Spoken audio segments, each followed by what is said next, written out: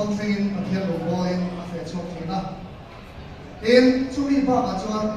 thu suy đi anh đi xem là bộ cái lo xem đi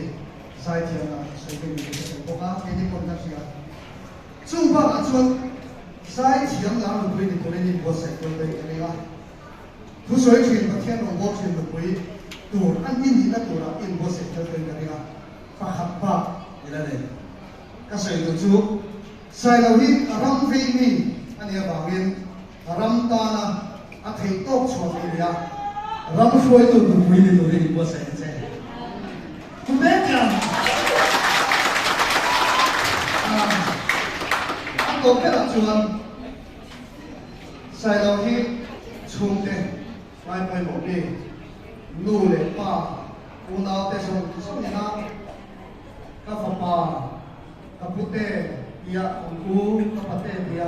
อันเป็นเทรนด์เลยอ่ะส่วนส่วนชุ่มปุยนู้จันจังโดนะเหตุชุ่มปุยนู้จันจังโดเฮียที่มีเสียที่เขียนเฮียอันเดียต้องมีกันเสียที่ต้องเอ็นใจอินปัทยาจีบีปัทยาตานะอันหนึ่งตามเรียงอินthiên đàng anh hùng văn xuân sống sẽ thì là đủ phong độ thì gì à chẳng sẽ biết về mà chúng mình nhân viên làm hợp tác anh làm cho USA anh sẽ làm một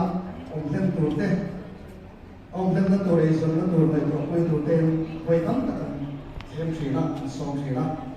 anh mà rồi chú hiện nay ra mà anh làm hỏi vào cái tiến anh xuống qua hỏi vào cái rồi họ lên phố gì là tiến cái này muốn là thiên đồng hồ là chú trọng sẽ tổ lên rồi họ lên phóng chuyện này chú bằng chuan